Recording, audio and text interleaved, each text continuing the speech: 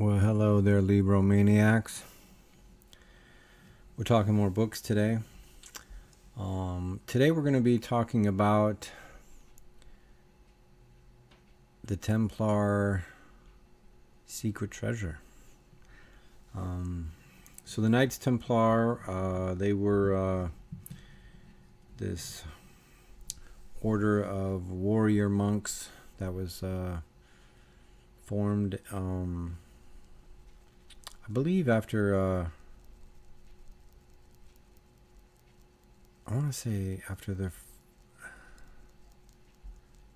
think they were formed after the First Crusade, but I could be wrong on that. Anyways, the Templars they got themselves into trouble. They got to be this huge multinational organization that was literally rivaling the Vatican in power at the time, and there was basically a power struggle between them and the Vatican, and the order was officially disbanded, and they were declared heretics, and they disappeared from history at that time, or as some believe, they pop up under a different name shortly thereafter.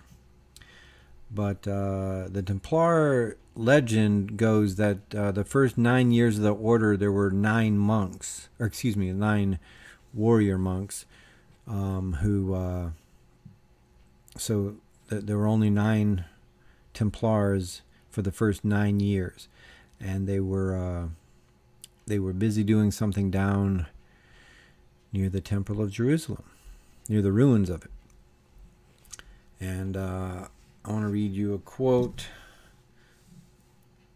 from an interesting article called "The Templars in the Vatican."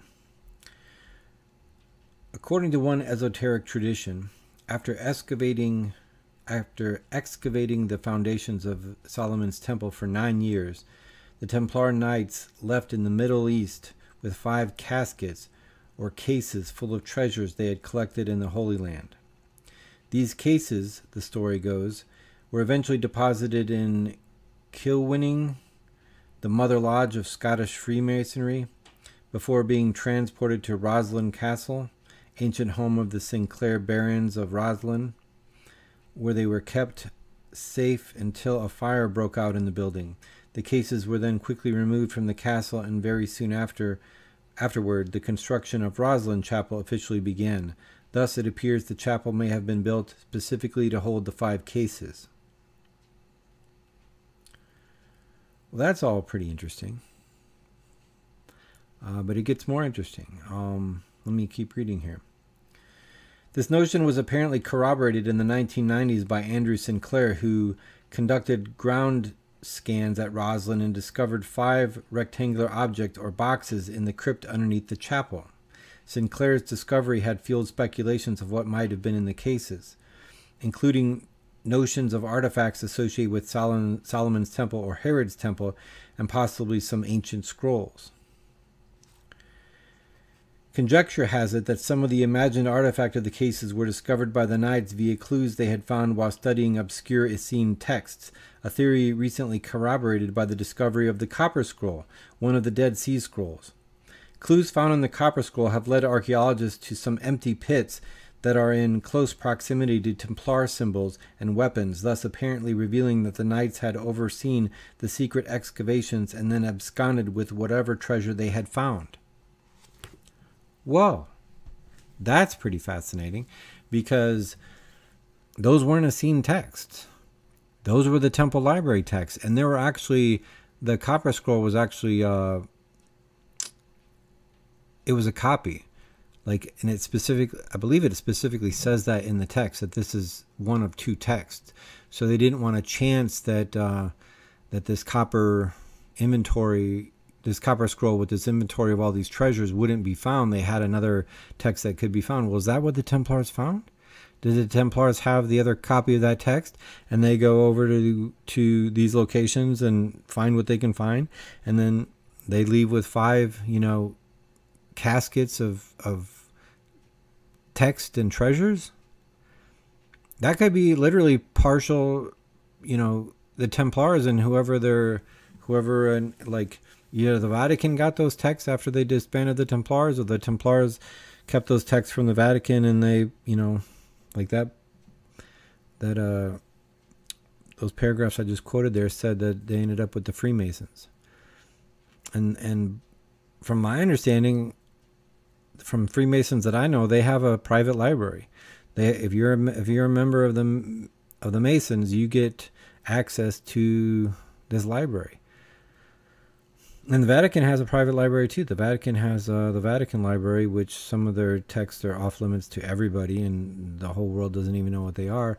And they're in like some, humidity controlled, temperature controlled area of the Vatican that houses these ancient texts. So, like, whatever the Dead Sea Scrolls are, if they are the Temple Library, some of those texts may be with the Masons, and some of them might be with, all of them. If they buried copies everywhere, then we've got some of them with the Dead Sea Scrolls, and the Templars got whatever they got in their five caskets, and then it's possible that Rome got all of that. Like when Rome destroyed the Second Temple, they could have absconded with all of those texts, and then all of those texts could be part of the Vatican Library for all I mean, that's all speculation. I'm not saying that is the case, but we are talking secret libraries, and they both intervene with these Dead Sea Scrolls. So that's all pretty fascinating. The possibility that the Templars and the Masons have copies of texts that were in the Jerusalem Library, and they would have been, according to Josephus, there were 4 different sects at that time. There were the Pharisees, the Sadducees, the Essenes, and the Zealots, sometimes just known as the Fourth Philosophy. So whatever's in the Temple Library would have been written by one of those 4 groups. And those texts are, who knows where those texts are. Like we have 950 Dead Sea Scrolls that we discovered and that are publicly accessible, but most of the public just believes these are Essene texts, and that's just some quirky little Jewish sect that no one really knows about and is not really impact the Jewish or Christian traditions of this time. However, if that theory is incorrect, and based upon, that theory became consensus when we had the least amount of information.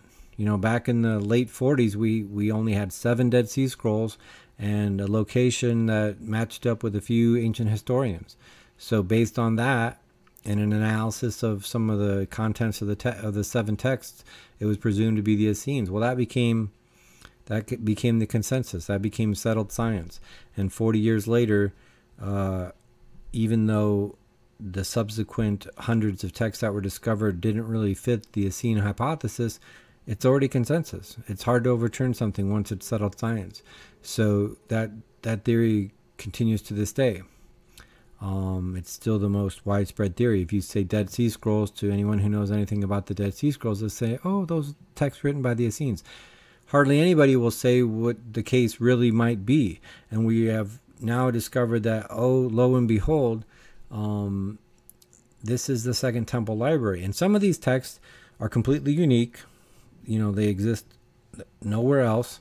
But some of these texts are the Book of Enoch, which was found, I think there's like 4 or 5 or 6 different copies of the Book of Enoch that were found in the Dead Sea Scrolls. The Book of Yasher. There are, I believe the Testament of the 12 Patriarchs is found in there. So these are texts that are apocryphal texts. The Book of Enoch is an apocryphal text. And apocryphal has taken on a negative meaning now. It now means something to the effect of that it's a false writing, it's non-canonical, and it's a false writing.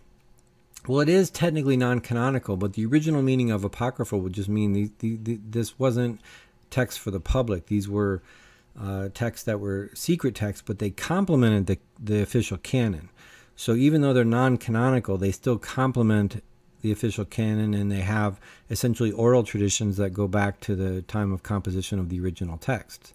That's a totally different matter then. If this is the apocryphal text of the Second Temple, if some of these are apocryphal texts of the Second Temple, then apocryphal texts aren't things to be eschewed. They should be looked for additional details. Like we should be looking for the, additional details about the lives of various patriarchs and these biblical stories that are often very abbreviated and very succinct. And we're like, well, how did this happen? How did that happen?